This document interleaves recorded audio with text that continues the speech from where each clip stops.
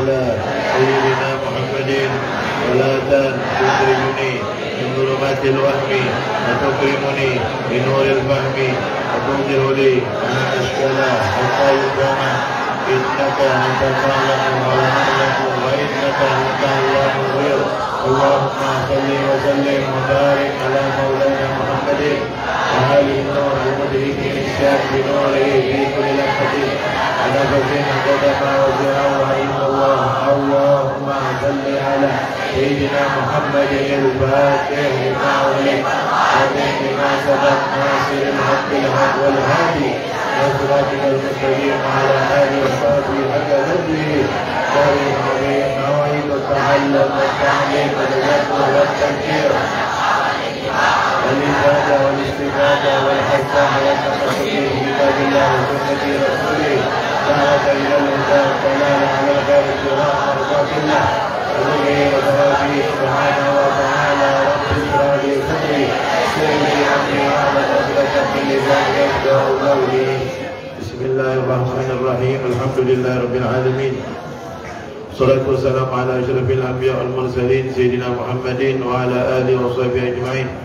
Amma ba'd, faqala al-musannif wal ulama alladhina kutibat aqwaluhum fi hadzal kitab al-mubarak hafizahumullah wa rahimahumullah, nafa'ana bihim wa bi'ulumihim wa bi'ulumi masyayikhina wa bi'ulumi al-ulama al-'amilin fid darain. Ar-Rabi' Kitab as-sadaqah bab at-tahdhir min radd as-sa'il wa nahrihi ila qawlihi ar-rabi' qad kana as-salaf idza ja'ahum as-sa'il yu'tunahu mimma ma'ahu min darahim aw ta'amin aw thiyab wa idza lam yakun ma'ahum shay' yukhrijuna bil ibrah yukhayyituna biha thawbahu wa yardunahu bi kalamin hasan wa yufarrihunahu. Sungguh adanya salaf atau orang soleh terdahulu, idza ja'ahumus sa'il, jika datang kepada mereka orang yang minta-minta, yu'tunahu, mereka memberikan orang yang minta itu mimma ma'ahu, apa yang ada, apa yang mereka miliki, min darahim, baik itu dari duit, kalau tidak ada duit, au ta'amin, atau makanan. Kalau tidak ada makanan, au siyabin, atau pakaian.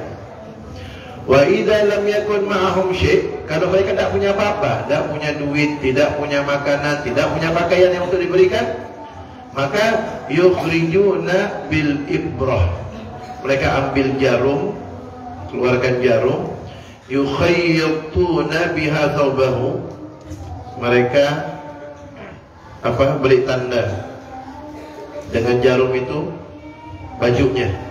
Tak tahu apa maksudnya. Apa mungkin kalau udah ada duit dikasih terus jarumnya dilepaskan biar mengingatkan untuk beri sedekah kepada orang itu, mungkin jarumnya dikasih taruh ke bajunya. Kemudian wa yaruddunahu, dan dia menolak orang yang minta-minta itu bikalamin hasan, dengan ucapan yang baik, wa yufarrihunahu, dan menggembirakannya.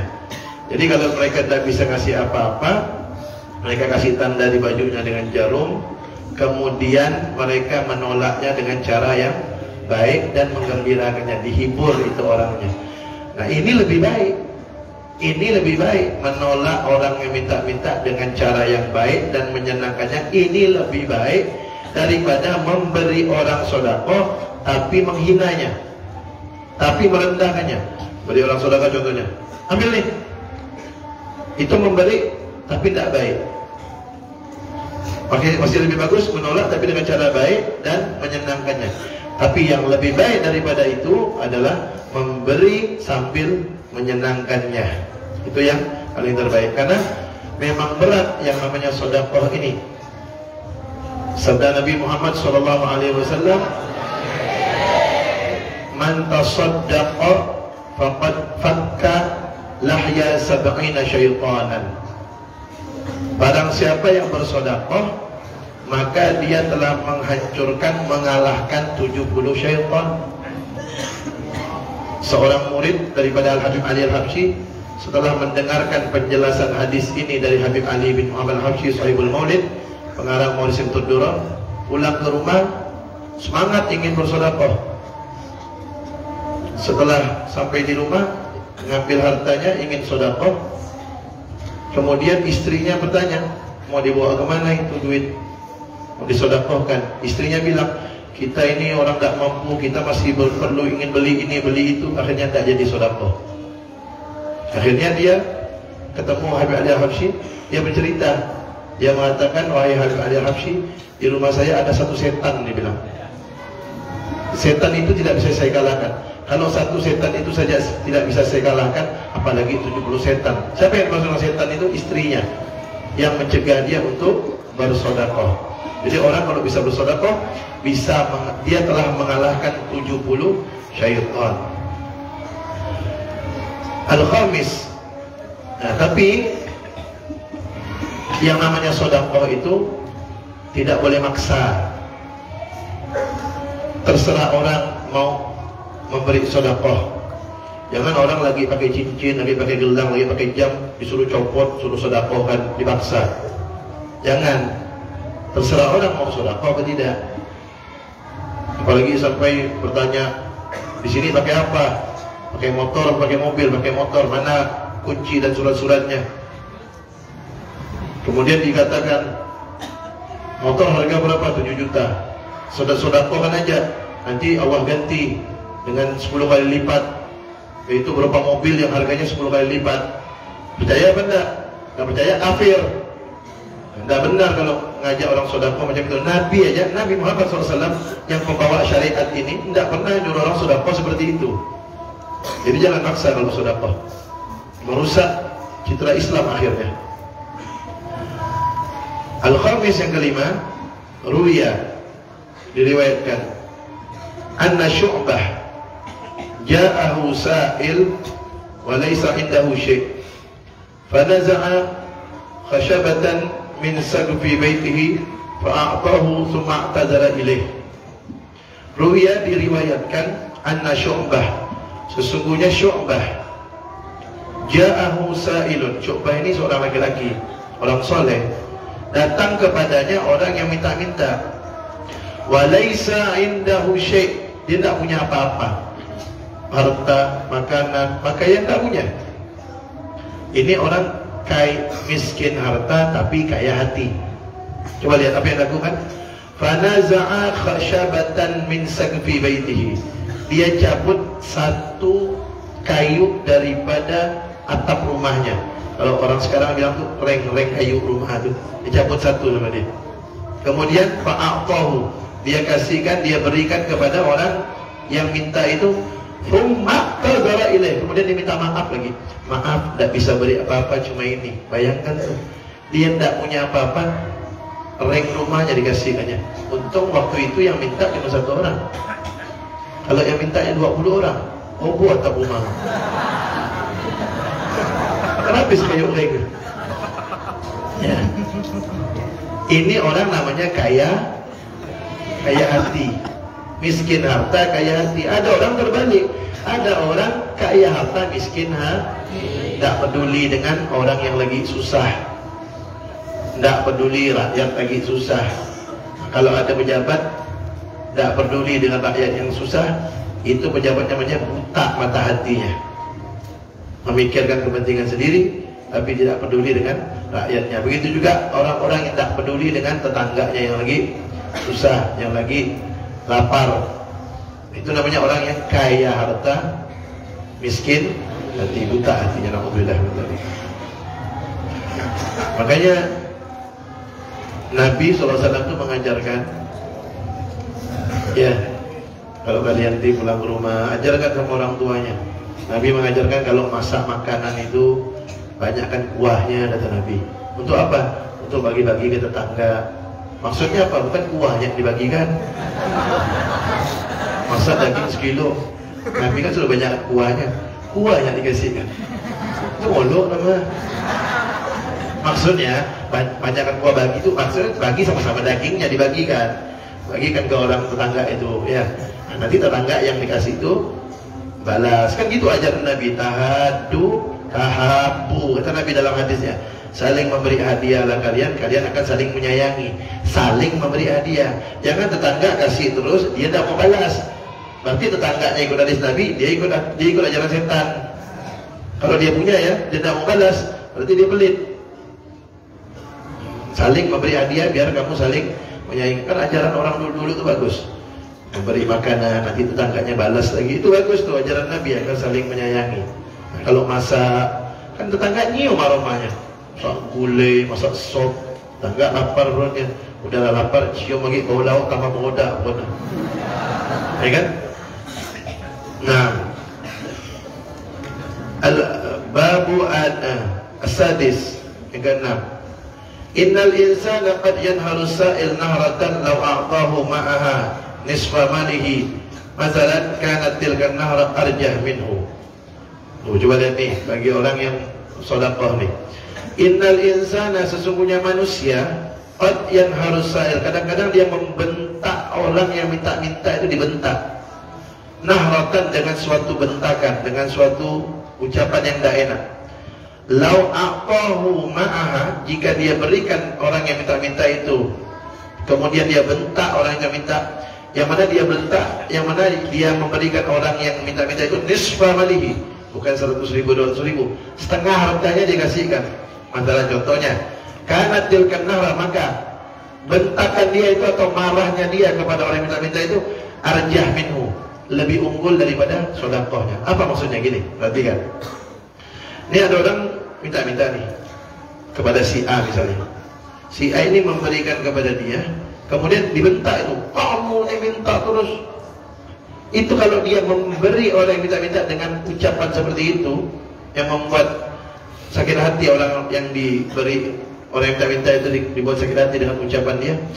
Jangankan dia bersedekah dengan 100.000, 200.000, dia bersedekah dengan setengah hartanya, maka setengah hartanya itu kalah pahalanya dengan dosa bentaknya dia, orang yang minta-minta itu. Dosa dia membentak, dosa dia memarahkan orang yang bentak, orang yang minta-minta itu, dosanya lebih besar daripada apa yang disedekahkan walaupun setengah hartanya.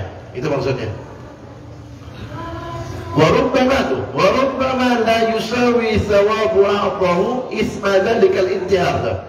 Dan bisa jadi pahala yang dia berikan setengah hartanya itu tidak menyamai dosa yang dia membentak orang yang minta-minta itu. Kenapa? Membentak orang yang minta-minta dosanya lebih besar dari apa yang diberikan walaupun setengah hartanya. Apalagi yang cuma diberikan 10.000, 2.000, 5.000, setengah hartanya. Misal dia punya harta 100 juta, dia memberikan orang minta-minta itu 50 juta setengahnya, kemudian dia bentak, lebih besar dosanya daripada pahala sedekahnya. Na'udzubillah min dzalik. Makanya kalau tidak bisa memberi, lebih baik tolak dengan ucapan yang baik. Maaf, saya sekarang belum bisa memberi. Gitu aja ngomong. Doakan, mudah-mudahan saya ada rezeki, insya Allah saya beri kamu. Nah, gitu kan lebih enak. Oh iya, kayak gitu, itu lebih enak daripada memberi, ujung-ujungnya dibentak, bukan dapat pahala, tambah dapat dosa. Alhamdulillah. Bab adabis sedekah. Bab adab-adab tentang bersedekah. Adab-adab dalam bersedekah. Kana Nabiyuna sallallahu alaihi wasallam la yakilu khaslatin ila ghairihi. Kana yad'u tahurahu bil laili wa yukhammiru wa kana yunawilul miskin bi yadihi. Adanya Nabi kita Muhammad sallallahu alaihi wasallam, beliau tidak mewakilkan dua perbuatan kepada yang lain. Beliau yang pertama meletakkan air untuk beliau bersuci di malam hari, beliau lakukan sendiri itu. Kemudian yang kedua, beliau memberikan sesuatu kepada orang miskin dengan tangan beliau sendiri yang melakukan. Jadi dua perbuatan ini beliau tidak wakilkan kepada siapapun. Apa itu? Meletakkan atau menyiapkan air untuk bersuci di tengah malam dan memberi orang miskin. Itu beliau lakukan sendiri. Sebagaimana yang kita dengar, yang kita lihat cerita Nabi Muhammad SAW. Nabi Muhammad SAW itu dahulu di Madinah ada seorang orang tua yang matanya buta. Setiap hari orang tua itu kerjaannya menghina Nabi Muhammad SAW. Tapi walaupun demikian, Nabi Muhammad datang secara diam-diam dan menyuapkannya makanan tanpa sepengetahuan dia. Setiap hari seperti itu. Setiap hari dia mencaci maki Nabi Muhammad. Setiap hari juga Nabi Muhammad datang diam-diam menyuapkan dia makanan. Akhirnya ketika Nabi Muhammad sudah meninggal dunia, Sayyidina Abu Bakar As-Siddiq ingin meneruskan kebiasaan Nabi Muhammad tersebut. Beliau datangi orang tua itu diam-diam dan beliau beri makanan. Ketika Sayyidina Abu Bakar memberi orang tua itu makanan yang buta, orang tua itu mengatakan, kamu bukan orang yang biasa memberi saya makanan. Sayyidina Abu Bakar kaget, kok tahu? Padahal dia buta. Sayyidina Abu Bakar tanya, kamu dari mana tahu? Dia mengatakan, yang biasa memberi saya makanan itu makanan sebelum diberikan kepada saya dilembutkan terlebih dahulu, kemudian disuapkan ke mulut saya. Sedangkan engkau makanannya belum dilembutkan dan saya harus menyuap sendiri. Terharu Sayyidina Abu Bakar. Sayyidina Abu Bakar mengatakan, wahai bapak, kamu tahu siapa itu orang yang setiap hari memberi kamu makanan seperti itu? Itu adalah Rasulullah SAW. Akhirnya nangis itu bapak tua. Dia masuk Islam, mengucapkan 2 kalimat syahadat. Terharu dengan akhlaknya Nabi Muhammad SAW. Walaupun orang itu mencaci beliau setiap hari, beliau tetap berikan makanan, bahkan disuapkan oleh Nabi Muhammad SAW secara diam-diam. Nah, Tsani yang kedua, karena salafus salih, adanya orang-orang soleh terdahulu, yukafi'una al-faqir ala du'aihi lahum inda tasadduq alaihi bimithli du'aihi. Nah, tuh, coba lihat. Adanya orang soleh, kebiasaan orang soleh terdahulu, beliau itu yukafi'una al-faqir ala du'aihi, membalas orang fakir, membalas apa? Doanya. Lahum, yang mana orang fakir itu mendoakan mereka, doanya dibalas. Inda tasadduq alaih, ketika bersedekah kepada orang fakir, bimisli du'aihi, dengan doa yang seperti orang fakir itu. Jadi antara adab bersedekah yang diajarkan oleh orang-orang soleh terdahulu adalah ketika orang yang diberi sedekah mendoakan kita, kan nggak boleh minta doa. Kalau kita minta doa kepada orang yang kita kasih sedekah, itu seperti kita memberi upah untuk dia mendoakan kita. Nah, maka orang-orang soleh, kalau mereka memberi sedekah, mereka tidak minta doa. Tapi kalau didoakan, mereka balas doa orang yang diberi sedekah itu bimisli du'ahi, seperti doa yang sama yang didoakan oleh orang yang fakir itu. Kenapa?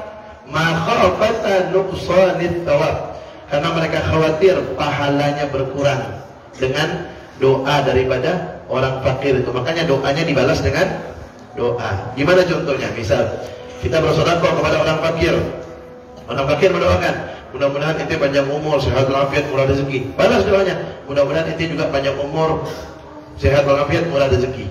Itu balas doanya. Jadi doa dibalas doa, pahala tidak berkurang. Kalau doanya panjang, mudah-mudahan ente begini, begitu, panjang doanya. Kita mau ulangnya lupa. Begini aja. Dan doa yang sama buat ente seperti itu juga. Balas doanya. Coba lihat nih. Sampai begininya nih orang-orang dulu. Ruwiya anna Sayyidah Aisyah radhiyallahu anha idza tasaddaqat. Diriwayatkan sesungguhnya Sayyidah Aisyah, Ummul Mukminin, istri Nabi Muhammad SAW, apabila beliau bersedekah ala ahadin, kepada seseorang, arsalat ala istrihi rasulan. Beliau mengirim seseorang untuk mengikuti orang yang diberi sedekah itu. Yatba'u ila maskanihi, mengikuti orang yang diberi sedekah sampai ke tempat tinggalnya. Liyata'arrafa hal yad'u laha, untuk agar orang yang dikirim Sayyidah Aisyah itu mengetahui apakah orang yang diberi sedekah itu mendoakan Sayyidah Aisyah. Fadad'u lahu, kalau dia mendoakan, maka Sayyidah Aisyah akan mendoakan orang itu bimisli du'aihi, seperti doanya orang itu untuk Sayyidah Aisyah. Li'alla yakuna du'a'u, agar doanya orang fakir itu tidak menjadi fi muqabalatis sedekah, balasan sedekahnya Sayyidah Aisyah. Fayanqusu ajruha, maka nanti akan berkurang pahala balasan dari Allah. Wa dzalika ghayatul ihtiyat, dan itu adalah puncak kehati-hatian. Saya ulangi. Jadi kebiasaan Sayyidah Aisyah radhiyallahu anha, ummul mukminin, istri Rasulullah SAW, beliau apabila bersedekah, beliau utus satu orang untuk mengikuti orang yang dikasih sedekah itu sampai ke rumahnya. Tujuannya untuk mendengar apakah orang yang diberi sedekah itu mendoakan Sayyidah Aisyah apa tidak. Kalau mendoakan, Sayyidah Aisyah balas dengan doa yang sama. Tujuannya agar balasan dari Allah tidak berkurang dengan doa itu. Beliau tidak mau doa itu menjadi balasan untuk sedekahnya. Beliau pengen balasan langsung dari Allah Subhanahu wa taala. Itu puncak kehati-hatian agar mendapatkan balasan dari Allah Subhanahu wa taala. Sampai segitunya. Nah, ar-rabi' al-thalith. Al-thalith al-mannu min Allah mahmud, wa amma min ghairihi ma 'ada asy-syekh wal walid fa mazmum. Qala Allah Ta'ala la tubtilu sadaqatikum bil manni wal adha. Al-mannu min Allah mahmud. Disebut-sebut dari Allah itu terpuji. Ada orang bersedekah disebut-sebut dari Allah itu terpuji. Wa amma min ghairihi, adapun dari selain Allah tidak terpuji. Jadi kalau ada orang bersedekah kemudian disebut-sebut sedekahnya, nah itu pondok itu, musola itu atap itu saya yang nyumbang. Disebut-sebut sedekah.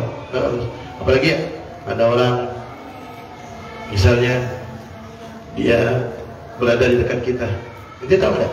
Ini baju yang dia pakai ini, mana yang kasih? Kita tahu tak? Tuh, lihat gamis dia tuh, bagus tak? Iya bagus. Mana yang ngasih itu? Itu tak bagus begitu, nyebut-nyebut itu tak bagus. Ma ada syekh wal walid, kecuali guru dan orang tua. Kalau guru agama ya, dan orang tua itu tidak tercela. Kalau selain Allah, guru dan orang tua, famazmumun, itu tercela. Ini di dalam kitab Al-Jawahirul Lu'lu'iyah, Syarah Al-Arba'in An-Nawawiyah. Waqad qala Allah Ta'ala, dan sungguh Allah Ta'ala telah berfirman, la tubtilu sadaqatikum bil manni wal adha. Jangan kalian batalkan maksudnya jangan kalian hilangkan pahala sedekah kalian bil manni, dengan mengungkit sedekah itu, wal adha, dan mengganggu orang yang diberi sedekah itu. Apa contohnya mengganggunya? Kalau diberi sedekah, udah dikasih sedekah gitu, dicerca gitu orang yang dikasih sedekah. Ente jangan macam-macam ya. Itu isi rumah ente itu semuanya dari anak. Nah, itu kan mengganggu orang yang diberi sedekah. Ente jangan macam-macam ya. Ente itu jelek, ente ganteng tuh gara-gara anak yang ngasih bedak semuanya untuk itu. Misal, itu tidak bagus. Ente jangan macam-macam ya. Ente mondok selama ente mondok tuh anak yang dulu yang bayarnya. Nah, itu tidak bagus tuh. Mungkin mengganggu orang yang diberi sedekah itu akan menghilangkan pahalanya. Nah,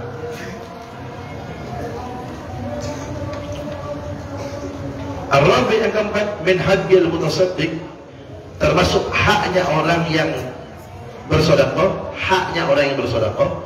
an yaral faqira muhsinan ilaih bi qabuli haqqillahi azza wa jalla minhu alladhi hiya tuhratuhu wa najatuhu minan nar. Termasuk haknya orang yang bersedekah, an yaral faqir, dia melihat orang fakir miskin, muhsinan, dalam keadaan dia berbuat baik ilaih, kepada orang fakir itu, bigabuli, dengan menerima haknya Allah azza wa jalla minhu, dari orang fakir itu, alladhi hiya, yang mana sedekah itu tuhratuhu, sebagai pensuci untuk diri dan hartanya, wa najatuhu, dan keselamatan dia minan nar. Jadi termasuk hak daripada orang-orang yang bersedekah itu, ketika dia melihat orang-orang yang membutuhkan, fakir miskin itu, orang-orang yang tidak mampu, dia melakukan kebaikan itu, dia meyakini bahwasanya ketika dia mengeluarkan sedekah itu adalah itu sebenarnya kebaikannya kembali untuk dia, untuk mensucikan dia dan untuk menyelamatkan dia dari neraka. Jadi gini aulad, nanti itu di akhir zaman aulad, nanti itu di akhir zaman orang kaya semua aulad. Nanti orang mau sedekah tuh susah mencari orang yang mau terima sedekah, susah. Kenapa? Kaya semuanya. Itu diantara hal yang akan terjadi di akhir zaman. Susah mencari orang untuk bersedekah karena kaya semuanya. Nah, maka sekarang karena banyak orang yang membutuhkan sedekah, itu kesempatan bagi kita untuk mensucikan diri dan harta kita dan sebagai penyelamat kita di akhirat. Jadi ketika sedekah itu nanti kita di akhirat tuh aulad, di akhirat nanti kita berterima kasih dengan orang yang kita kasih sedekah itu. Berterima kasih. Kenapa? Gara-gara dia mau menerima sedekah kita, dengan sebab itu Allah sucikan kita, Allah sucikan harta kita, Allah selamatkan kita dari neraka. Kan nanti sedekah itu kan menjadi payung. Sedekah yang disedekahkan itu akan menjadi payung yang menyelamatkan dia, yang menaungi dia dari panasnya hari akhirat nanti, dari kesusahan hari akhirat. Itu akan menaungi dia. Jadi makin banyak dia bersedekah, makin luas naungannya.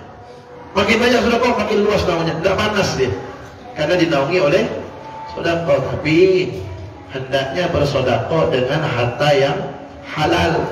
Jangan bersedekah dengan dari hasil yang haram. Kalau bersedekah dengan hasil yang haram, itu seperti mencuci baju kotor dengan air kencing. Bukan tambah bersih, tapi tambah najis. Sedekah dengan duit hasil jual sabu, ya. Sedekah dengan hasil judi. Sedekah dengan hasil jual minuman keras. Ketika hari Idul Adha, bandar-bandar narkoba pun belikan sapi banyak-banyak, dibeli, bagi. Kalau kalian sudah tahu, bilang sama orang tuanya, kalau sudah tahu itu dari duit haram, jangan diterima. Tidak boleh. Kadang-kadang orang adakan maulid, dia nyumbang dari uang narkoba, jangan diterima. Kalau digunakan untuk maulid, bukan menyenangkan Nabi Muhammad, justru bikin sedih Nabi Muhammad SAW. Acara yang mulia, tapi dicampuri dengan duit kotor. Jadi kalau mau sedekah dengan duit yang halal. Kalau orang bersedekah dengan duit yang tidak halal, maka itu seperti dia mencuci baju yang kotor dengan air kencing. Bukan tambah bersih, tambah najis itu bajunya. Jadi hati-hati. Lebaran dikirim air kaleng, dikirim THR dari bandar narkoba, dari orang-orang yang penghasilnya haram, jangan diterima. Nabi Muhammad SAW bersabda, "Kullu lahmin nabata min suhtin fannar wa awla bihi." Setiap daging yang tumbuh dari barang yang haram, maka api neraka lebih pantas untuk membakarnya. Api neraka lebih panas dari api dunia 70 kali lipat. Kalau kita letakkan tangan kita di atas kompor gas 1 menit saja, kita tidak kuat, panas. Itu api dunia. Apalagi api neraka yang panasnya 70 kali lipat dari api dunia. Kalau api dunia kita tidak kuat, apalagi api neraka. Maka setiap daging yang tumbuh dari barang yang haram, contoh ada orang memberikan, kita tahu ini duit dari narkoba, tetap kita makan. Kan nanti kan jadi darah daging kan? Itu nanti dagingnya dibakar dengan api neraka. Api dunia kita tidak kuat, apalagi api neraka. Makanya Sayyidina Abu Bakar As-Siddiq radhiyallahu anhu, beliau pernah dibawakan makanan. Jadi Sayyidina Abu Bakar itu sangat berhati-hati kalau makan. Pada suatu hari beliau sangat lapar sekali. Jadi ada seorang pembantu beliau membawakan makanan. Beliau langsung makan. Biasanya beliau tanya, tapi beliau langsung makan. Setelah makan, pembantunya bilang, "Wahai Abu Bakar, itu didapatkan dari cara yang haram, cara yang tidak benar." Jadi Abu Bakar marah. Kemudian beliau masukkan jarinya ke dalam tenggorokannya, dikeluarkan itu makanannya, dimuntahkan. Akhirnya beliau terus tusuk itu tenggorokannya sampai keluar, sehingga ada orang yang melihat kasihan. "Wahai Abu Bakar, nanti kamu bisa mati itu seperti itu." Apa dia bilang? "Kalau makanan yang haram ini tidak keluar dari perutku, kecuali keluar bersama nyawaku, aku akan keluarkan bersama nyawaku sekali.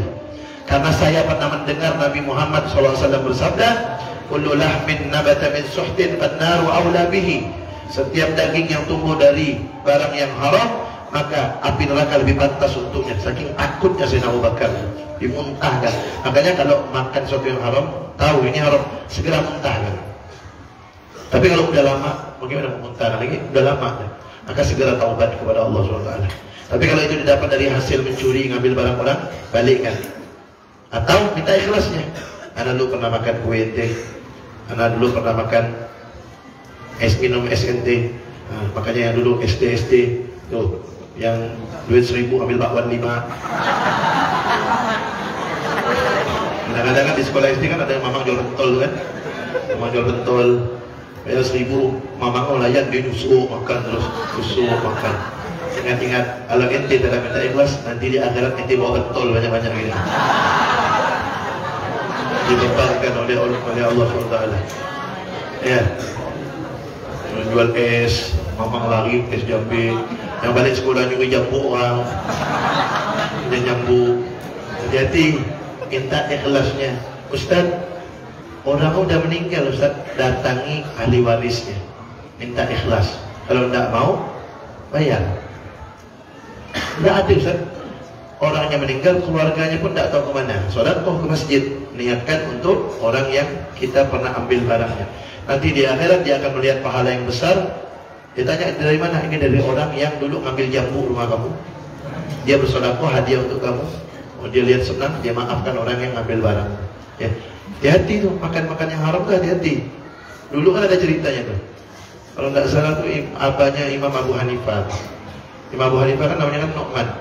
Abahnya beliau tuh pernah lewat di pinggir sungai gitu ya.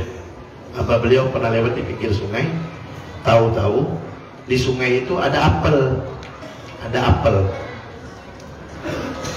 Dia lihat mengalir di sungai kayak gini di sungai. Ada apel.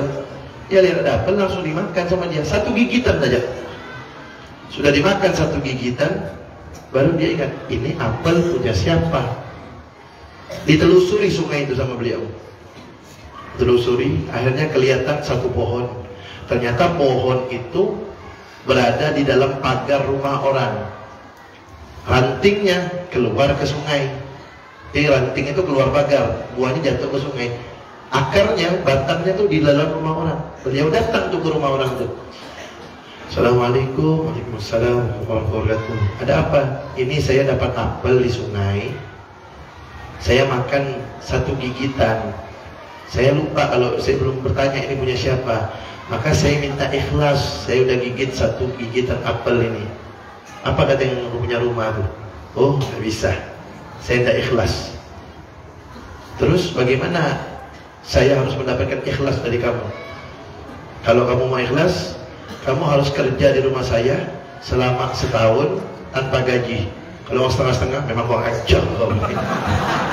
Masih lempar kenapa? Masa gara-gara satu gigitan suruh kerja setahun tanpa gaji? Kalau orang setengah-setengah kan, saya datang baik-baik, minta ikhlas, cuma satu gigitan, kalau suruh kerja setahun. Kan sudah dilempar sama apel ya. Kalau setengah-setengah, tapi ini karena orang soleh, apa kata beliau? Demi mendapatkan ikhlas satu gigitan apel, kata beliau, baik, saya akan bekerja setahun di rumah kamu tanpa gaji, kerja jadi pembantu. Cuma gara-gara ini mendapatkan ikhlas satu gigitan apel, kerja. Setelah setahun tanpa gaji, beliau bilang, wahai yang punya apel, saya sudah kerja setahun tanpa gaji, sudah tiba waktunya, saya minta ikhlas. Kata yang punya rumah, belum, saya belum ikhlas. Dan kayaknya kurang ajar, kayaknya kurang ajar. Apa dia bilang? Saya akan ikhlaskan kamu satu gigitan apel itu kalau kamu mencukupi satu syarat lagi.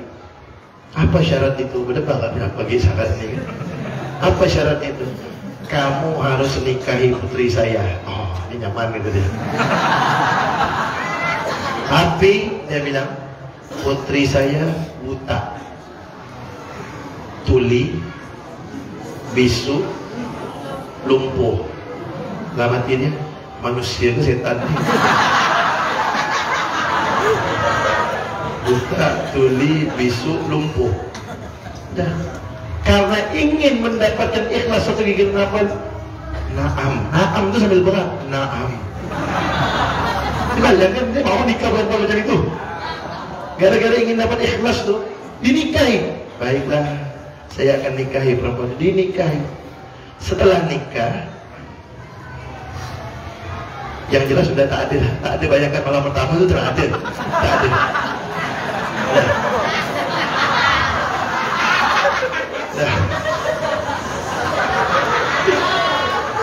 Akhirnya bapak mertuanya pun mempersilahkan, silakan kamu masuk ke kamar istri kamu. Sebenarnya digedor sama dia, digedor. Assalamualaikum. Dari dalam jawab, waalaikumsalam. Orang kata, kaget dia kan? Kaget dia. Balik dia ke mertuanya, balik. Pak, maaf, salah kamar. Ini bukan kamar istri saya, bukan. Kata bapak mertuanya, iya itu kamar istri kamu. Dia bilang, bukan Pak. Kata bapak, itu istri saya itu buta, tuli, dan bisu. Ternyata dia bisa dengar salam saya dan bisa jawab salam saya. Kata bapak, udahlah aku masuk ya sana.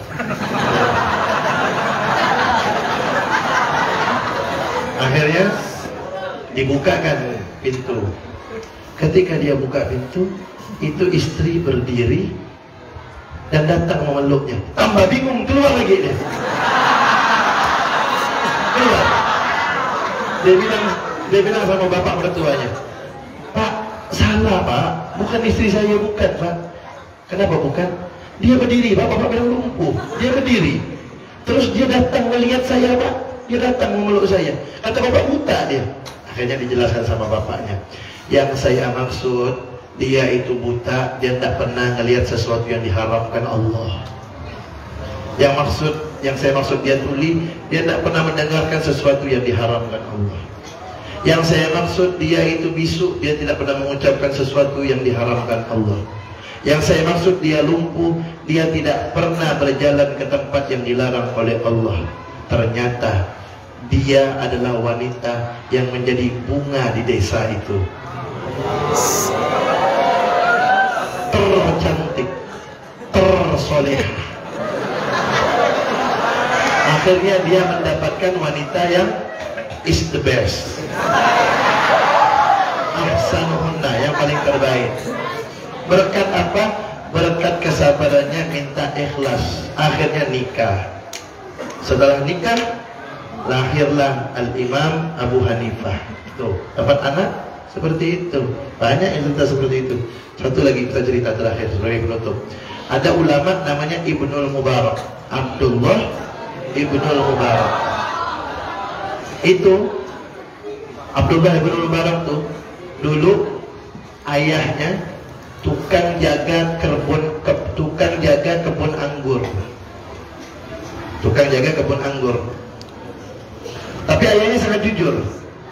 Ketika tuan yang punya kebun datang, bilang kepada si Mubarak, ini bapak Mubarak ini, anaknya banyak, Abdullah Mubarak, bilang sama Mubarak, ya Mubarak, tolong ambilkan saya anggur.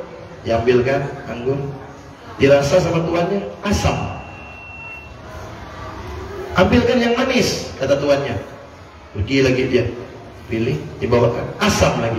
Berkali-kali disuruh asam terus. Akhirnya tuannya tanya, Wahai Mubarak, berapa kali saya suruh kamu tidak bisa membedakan ya, mana buah yang manis dan mana buah yang asam. Apa dia bilang? Bagaimana saya bisa membedakan buah yang manis dan asam? Selama saya menjaga di sini, satu pun saya tidak pernah merasakan anggurnya. Saking jujurnya dia, tidak mau makan milik orang tersebut tanpa izin, walaupun dia menjaganya. Karena dia menjaga makanan yang halal tersebut, tidak mau yang haram masuk ke dalam perutnya. Allah kasih beliau anak Abdullah bin Mubarak, seorang wali Allah dan orang alim besar pada masanya, karena menjaga sesuatu yang masuk ke dalam perutnya. Wallahu a'lam bishawab. Ya Rabbana a'tarafna bi annana tarafna wa annana asrafna la ladha ashrafna fatub alaina silu kulla hawba wasturna al-awrati wa aminir rawati wa ghafir Rabbi wa mauludina wal ahli wal ikhwani wa sairil billahi wa kulli dhi mahabba diratin muslimina ajma'ina Rabbi isma'adan wa julan makana biktisabin minna Na'adha bi kulli suri bin Mustafa Rasuli Na'adha bi kulli suri bin Mustafa Na'adha bi kulli suri sallallahu wa sallam Rabbi alaihi addan habbi wa alihi Adada tushisubi walhamdulillahi Hibati wa tanari Hamdan kasiran dari النبي سيدنا محمد صلى الله عليه وسلم ثم الى ارواح اخوانه من الانبياء والمرسلين بالصحابه والتابعين وتابعهم باحسان من جد من الارواح الاربعه الائمه المجتهدين المقلدين في الدين والعلماء العاملين والقران المحدثين والقراء الفاسدين سادات الصوفيه المحققين والى ارواح اولياء الله اجمعين المصطفى منهم سيدنا الامام المهاجر الى الله احمد بن عيسى وسيد المقدم محمد بن علي بعلوي وصولي وفوري من جميع سادتنا البعلوي سبحان الجميع اولياء الله وعباد الله الصالحين والعلماء عنه خصوصا الذين كتبت اسمائهم واقوالهم في هذا الكتاب المبارك ثم الى الرسول بحسن القدر ابي عبد الرحمن بن حسين بن عيدروس بن الرحمن عيدروس بن ربيع شريف وحسن بن القدر محمد بن كمان بن المبارك بن حسن احمد بن حسين محمد علي المالكي جميع مشايخنا وصولي وفرهم ثم الى الحبيب صالح بن الحجر بن مصطفى بن صالح الحجر وزوجيهما ثم الى ارواح شريف راضي بن عبد الرحمن البيت ثم الى ارواح اذكروا احمدكم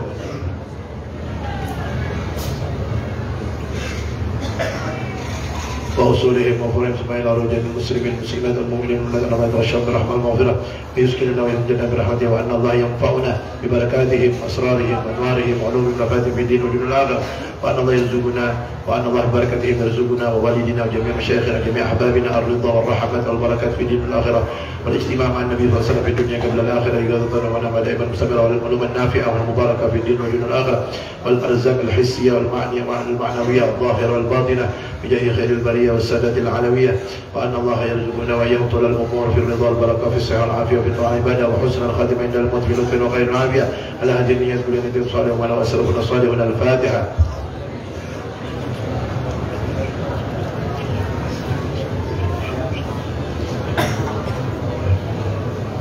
بسم الله الرحمن الرحيم. سبحانك اللهم وبحمدك أشهد أن لا إله إلا أنت أستغفرك.